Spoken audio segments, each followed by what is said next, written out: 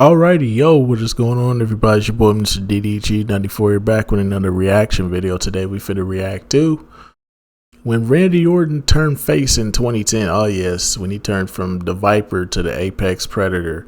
Which, I ain't gonna lie, that was a fun run to see him. Because it was a fun run to see him, though. Because Randy as a face is cool. Everybody act like when Randy turned face, it's bad for the product. Like right now, he a face. Is it bad for the product? No, it's never bad. Randy is a good wrestler, bro. Like he could be face or heel. Like granted, him as a heel is more entertaining towards his character, but him being a face, he doesn't have to be a baby face because he's always going to have heel tendencies when he's in the ring. He's always going to use his heel tactics when he's in the ring, even when he's a face, and that doesn't matter. But anyways, I think this would be when he him and Christian had that good ass feud for a while. That was probably the best thing, was that Christian Randy Orton feud. That was probably the best thing to happen.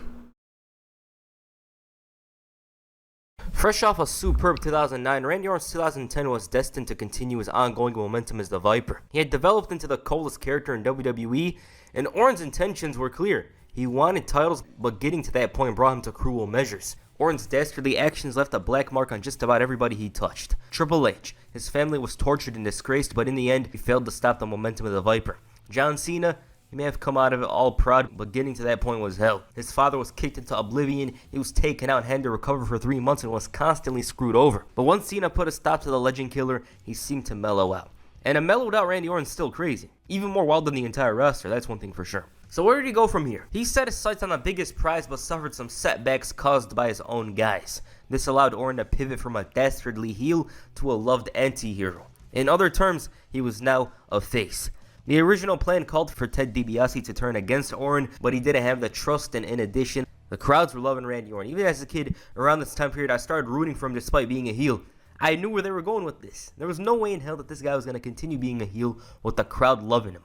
In 2010, me would never ever cheer for a heel. I hated them all. But with Randy Orton, it was different. He made easy work of them at WrestleMania to the surprise of nobody, and even as a kid, this match was super predictable. Rhodes and DiBiase lost because they couldn't measure to the Viper. On the March 29th, 2010 episode of Raw, Randy Orton was set to team up with a new champion, John Cena, to face Jack Swagger and Batista. Cena chose him as the mystery partner, and Batista was on the verge of throwing a fit. Orton's momentum drove the team to victory, and he seemed primed for a huge push, especially because nobody knew where WWE was heading post-WrestleMania with the Triple H and Shawn Michaels leaving. At the time, Jack Swagger cashed in Money in the Bank to win the World Heavyweight Championship, which meant he was now an official member of SmackDown. He gave his farewell on Raw the following week, claiming he left because nobody could beat him, but John Cena wanted to put that claim to the test. When Randy Orton heard this, he was more than eager to have the match. Then Miz interrupted David Otunga, who was running Raw with a one-day haircut, made the All-American American go one-on-one with the Apex Predator. They have the match, and it doesn't end so well for the new champion, who fell short.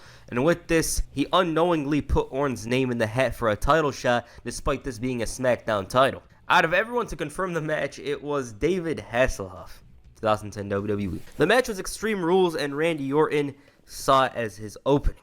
The stipulation plays into his favor, and he even said that the Money in the Bank was the worst case scenario for Jack Swagger, because he has to face him now. Later that night, he almost beat his Evolution brother when the champion interfered and dropped him with a gut-wrench powerbomb, and Swagger was looking good. So far, he was looking strong as champion, but that's a different story. After the volcano eruption in Iceland, the Raw roster was left stranded in Europe. So all you saw from Orton was him saying this and that about Swagger at Extreme Rules. It's not worth mentioning, otherwise I would have talked about it right now. There was not much of a build for the match. It was more about Jack Swagger's story than Randy Orton's. He was the guy who had a lot to lose and was the fresh new face. The match itself, though, was very solid, but when you watch it, it's clear why nobody talks about it. There's just not much to say, it's inoffensive. Last time I visited this match was in this video. Swagger managed to retain, it's technically clean, but Orton had the last laugh with the RKO, which meant the feud was over. It was literally a 1-month feud to get Jack Swagger off of Raw and onto SmackDown and move on to other things. So where did Randy Orton go from here? The WWE title. The next night on Raw, Randy Orton and Sheamus laid their claims for the WWE Championship. This got them a triple threat match, which was heading towards an Orton victory when from out of nowhere, Edge interfered and dropped the Apex Predator, costing him the title. This was the start of his heel turn, which was odd because only 3 months earlier, he returned as a face and was being cheered. With that said, Edge refused to give the fans an explanation initially. He wanted to bring back Rated R in this PG era, and his guest for the Cutting Edge the following week was Randy Orton. At least initially, because Wayne Brady came out and Edge made him the guest. He wanted to feel like a wrestler, and Randy Orton was... I hate it. I hate it. I hate it. I fucking hate it. The celebrity guest Raw GM era of, oh my god. I hated this fucking era, bro. This was trash. Try.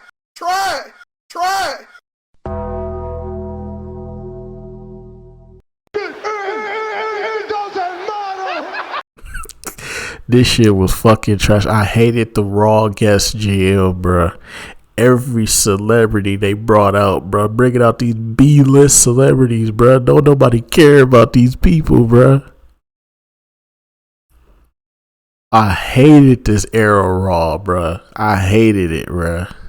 But I sat there and I watched it every goddamn week. Was like, say no more. Orton had a disturbed, menacing look on his face, and Brady was clearly unaware of what he was dealing with. He wanted to greet him, and boom, RKO. Orton's eyes were dead set on Edge, who was quite hesitant with his movement, and he told him that last week was a wrong case of wrong person at the wrong time. And he made mention of the last time Orton appeared on the Cutting Edge, teasing a Rated RKO reunion. His verbal language here was very similar to last time, giving him an idea of where this partnership could go. After no answer, Edge said that spearing him is a good thing and expressed disappointment and anger with the fans refusing to accept him. Even though he did right, he was doing all the right things, they didn't care, yet Randy Orton, a selfish person, has the entire crowd by his side. He complained about everything being unfair to him and told Orton to listen. He told him, "You will join me," and promised that if he doesn't, that spear from last week was only the tip of the iceberg. Edge was losing his mind over the lack of words from Orton, and he wanted to go for the RKO. Nope. But neither was a spear because Orton bounced back. Very good segment here. Edge finally explained deeply why he played the fans. He wanted their love and admiration, but felt that they weren't reciprocating enough. Good stuff. Orton finally addressed his actions, saying he believes Edge saw him as a threat, and teaming up with him was a way of keeping Orton in control. All of a sudden, Meatloaf interrupted. 2010 WWE, guys. He was talking the talk and got RKO'd for it. It's so hilarious how the tone from dark and serious with Orton discussing Edge's evil plans, and we have this. The Rated R superstar, though, came out after this and mentioned Orton's history of assaulting guest hosts and said that there needs to be a permanent GM here. He was, of course, referring to Vicky Guerrero. And the fans were booing hard. She had more heat than a frying pan. She promised to reprimand him, and Orton was like, "Why don't you come down and reprimand me right now?" Edge quickly got involved before Vicky revealed that the Apex Predator will face Edge and a mystery partner. That turned out to be Ted DiBiase, and the expectation Edge and Vicky had for this one was not met, because Orton won the handicap match, and to make matters worse, he RKO'd Edge afterwards. With Over the Limit on the horizon, both men received the opportunity to choose the other's opponent. Randy Orton chose Christian and left Edge feeling annoyed, and the Rated R superstar had to fight like hell to get the victory, but even then, it was only in the beginning. Randy Orton expressed confusion over Edge's match, saying he didn't choose Christian, and when Edge heard the gong, he knew he was finished. So he purposefully lost, and even then took a chokeslam, and Randy Orton, meanwhile, had to go one-on-one with the World Heavyweight Champion, Jack Swagger. This was also when he looked naked with the lack of wrist tape, but that's not the point. For this one, Edge interfered and dropped the Apex Predator with a spear, signaling what's to come Over the Limit. Unfortunately, this match was cursed. It was very disappointing, and to top it all off, Randy Orton suffered. Yeah, they had to call this match early because Randy fucked his shoulder up. Yeah, that was sad. That was sad. For the shoulder injury, so they had to pivot the finish to a double countout. Orton's injury looked really bad initially, but it was all good for Raw the next night. He was announced for the Fatal 4-Way title match at the namesake pay-per-view, and the shoulder injury was used as a storyline from here on. Edge and Orton were set to face off in a tag team main event, and Edge decided, you know what, I'm gonna go after that arm. He did just that, and John Cena had to find a replacement. The Viper was still selling the injury on TV and even had a match with his arm in a sling against Edge. It was a one arm tied behind your back situation, but Edge ended up getting himself DQ'd. They brawl, Edge brings in a chair and inflicts even more damage to the already injured shoulder. The Viper's status was not in any way doubtful, and he had his issues, but promised to wrestle in the main event in that Fatal 4-Way. He did just that over here, but the main event was marred in controversy involving the Nexus and Bret Hart. But as for Fatal 4-Way, good match. The story was about Nexus and John Cena more so than Randy Orton and the others. Sheamus managed to steal it in the end, but it wasn't all about him. As I said, it was about the Nexus destroying the other guys. Edge and Orton's feud, though, was far from over. Miz got involved as well the next night on Raw, and Edge used this to his advantage, spearing the Viper. He then grabbed the mic and said that the real fun begins now. Was he lying? Damn right. You see, the Money in the Bank was coming up, and that meant the briefcase was prioritized over the feud. The build was basic multi-man stuff. Orton lifted the briefcase at one point, but there was something memorable to come from this build-up. It was the whole Evan Bourne thing. You see, after the tag team match, Randy Orton decided to RKO his tag team partner, Evan Bourne, showing that he's still untrustworthy despite his slight change of character. This leads me to the next event. Edge and Orton finally had the rematch here. It was a bit better than Over the Limit, but that's not saying much. As time went on and picked up and the fans were fully behind it, but since this was 2010 WWE, Chris Jericho interfered and Edge went for the Edge-O-Matic to win it. Surprising because Edge usually didn't win with the move at the time, but whatever. Jericho then hits the code breaker before walking into the RKO. Evan Bourne suddenly runs in and drops the Viper with a kick before going up to the top rope, and it seemed a bit far, but he didn't care. And Orton's like, hold my beer, and connects with an amazing mid-air RKO in the crowd. Michael Cole, everyone was going crazy, and it's still the most amazing RKO to ever fucking exist. Hold on, bro. Hold on. Nigga, the greatest RKO of all time.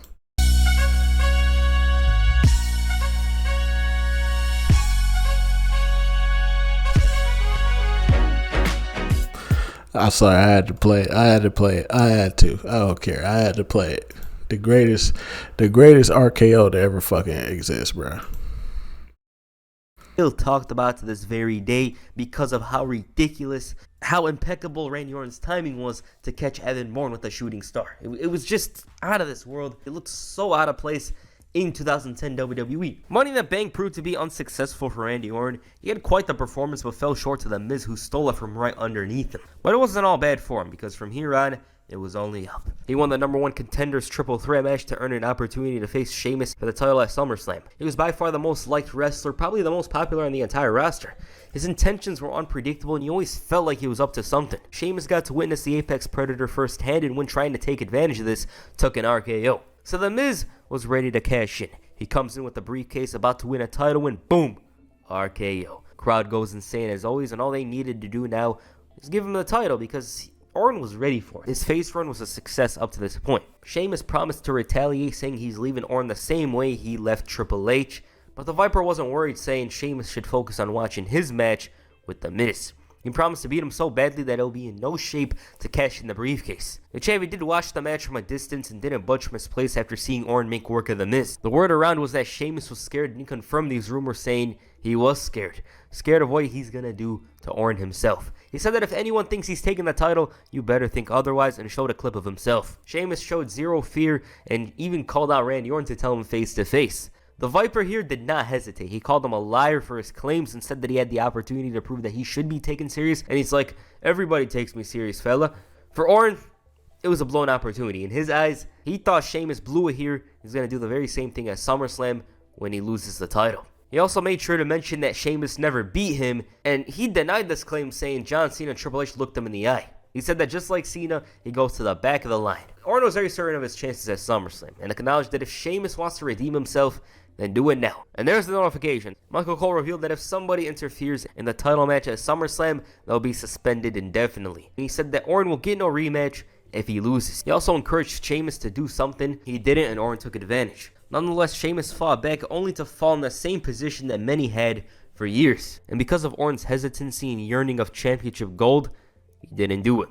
The match at SummerSlam was pretty forgettable. It does not stand out, and barring two things on this show, the event itself is disappointing. That doesn't mean the match is bad, because it was far from that, but it just doesn't stand out. Orton displayed such a high level of resiliency that he left Sheamus speechless. Everything he would throw at him, he would kick out. And even when he connected with a brogue kick, it still wasn't enough. So Sheamus brought in a chair. He pushed the ref and got DQ'd, realizing, hey, I retained the title. He tried to attack afterwards, but the fury of Randy Orton was far too much and he RKO'd him on the announce table. Orton was driven by his hatred of Sheamus and Championship Gold, so whoever crossed his path would endure the brunt of it. He made Justin Gabriel look like a jobber the next time before Sheamus ran in. So he focused on the champion and brawled in the crowd. And once he realized he lost by countout, he dropped Gabriel with an RKO before taking out Sheamus, signaling his intentions. So in an effort to combat this almost unstoppable momentum, Sheamus complained about him, saying he doesn't deserve a title shot. He even wanted Orton locked up for his actions. The anonymous Raw GM saw things in the same way as Sheamus and wanted to treat him like a champion. So he brought out a throne and told him that he could choose any opponent. Of course, Randy Orton won his match, but that was absolutely irrelevant to the champion.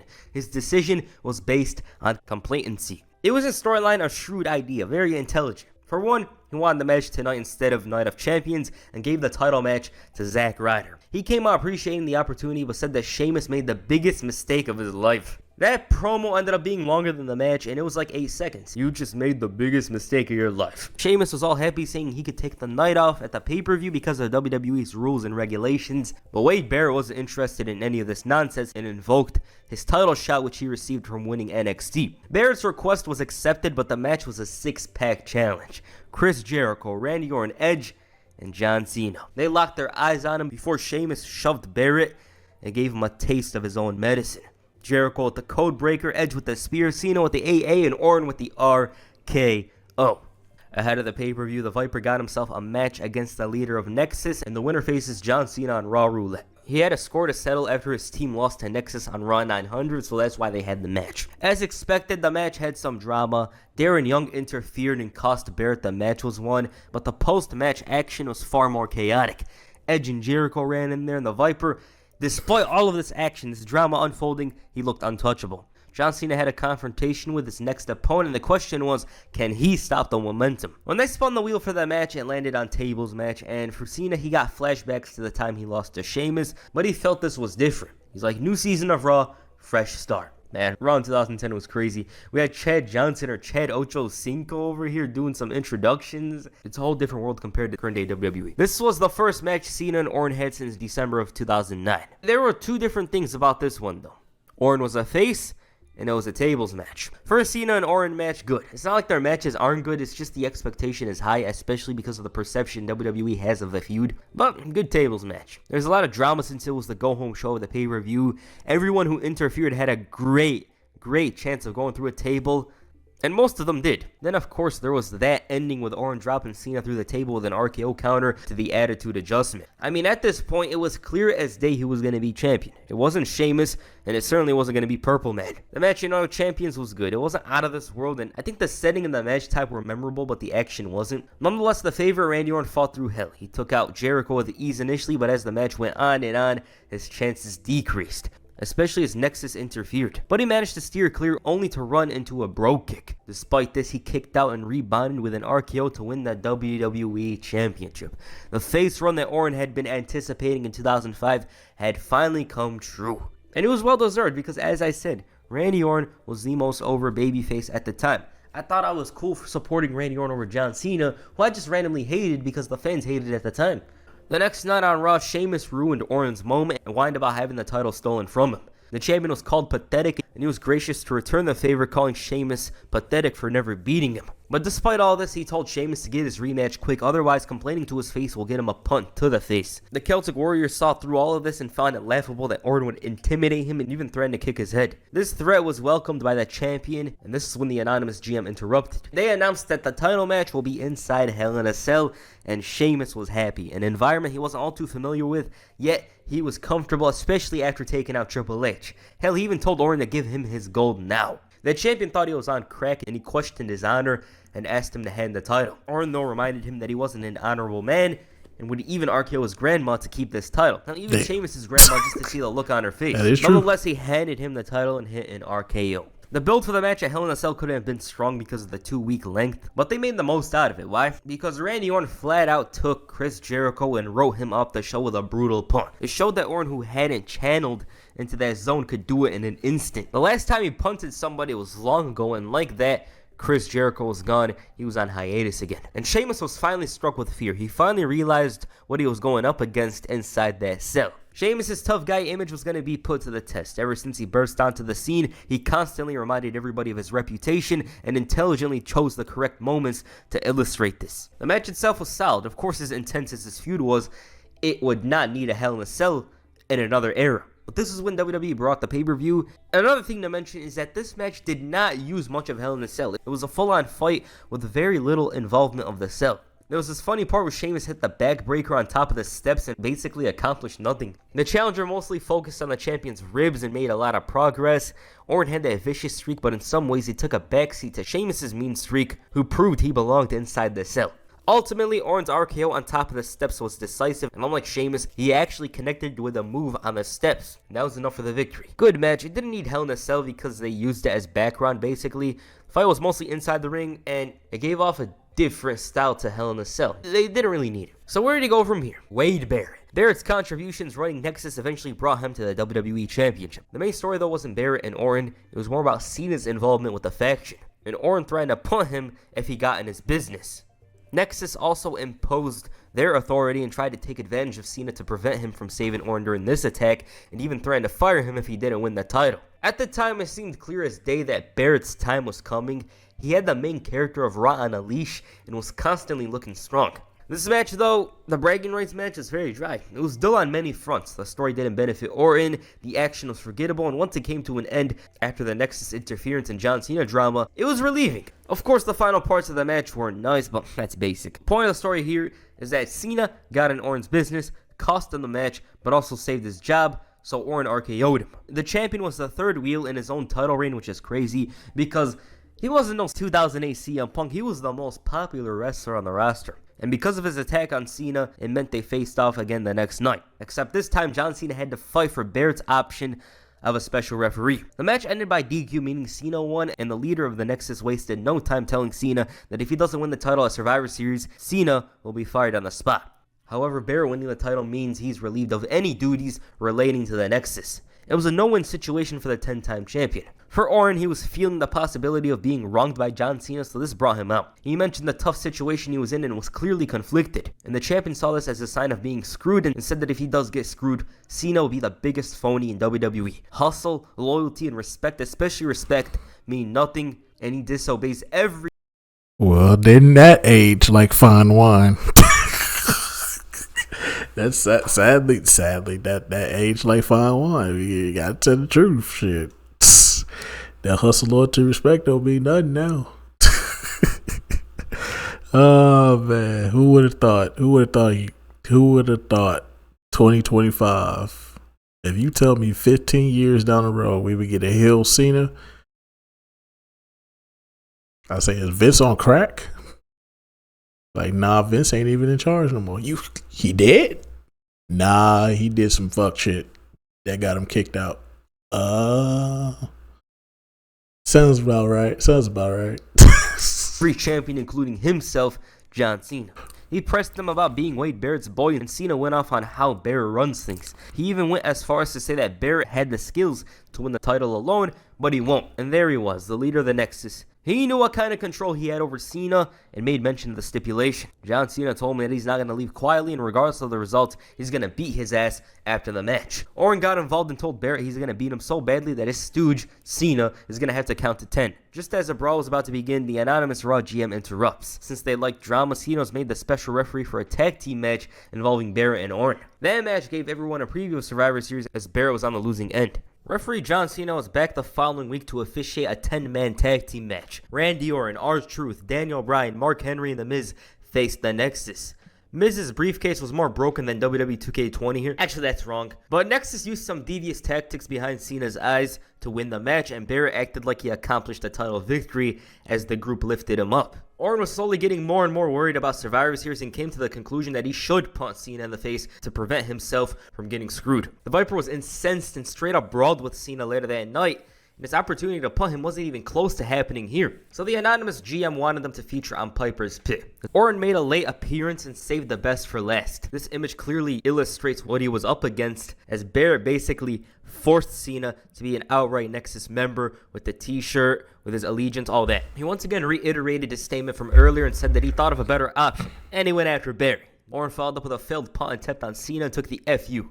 Barrett's all proud when he takes one as well. Something had to give with this match. It kind of reminds me of Stone Cold and The Undertaker at Fully Loaded in 1999, except it was obvious John Cena wouldn't go away for a long time. The match was basic, action isn't memorable, and it wasn't expected to be because the main story is that of John Cena keeping his job and screwing Orton, or fired by doing the right thing. Barrett's ego cost him as Cena retaliated, leading to an RKO and the victory. And it finally set in for both men that Cena was indeed gone, and then they cleared the ring of Nexus. Cena gives Orton the belt and gets a send-off like he's going away to TNA or something. Despite this, he was on most of the show giving his goodbyes the next night, and this was after the anonymous Raw GM revealed that Barrett had a rematch for the title. The Nexus took advantage and injured Orton, and they left him limping right before the match. The injury left him doubtful for the match, but he was going to tough it out. Barrett immediately went after the leg and inflicted additional damage. The Viper was at his most vulnerable when from out of nowhere, Cena runs in, FU's Barrett, and runs away before Orton hits the RKO to retain the title. Fans go crazy when all of a sudden you hear, "Awesome." Orton basically realized that he was done. Title reign, it was a nice one, but it's going to come to an end. Miz was 100%. No injuries, no disadvantage, and like a vulture, he took advantage of the injury and went to work. Even then, Orton still had some fight in him, and Miz was starting to realize that this was no easy match. He was up against the Viper, the Apex Predator, the WWE Champion. As Orton goes to the RKO, gets countered into the skull-crushing finale. 1, 2, 3, new champion. Iconic image. Miz was now WWE Champion. He had worked very hard in 2010, was getting noticed week after week slowly, and it was bound to happen. You know, if you watched WWE 2010, it was bound to happen. You were expecting the Miz to cash in successfully because he was, one, the guy they invested in the most, and two, he was one of the best talkers on the roster. So despite his limited skills, he had charisma and could talk on the mic, so WWE thought, you know what, let's push him. Okay, this is where I'm going to stop the video.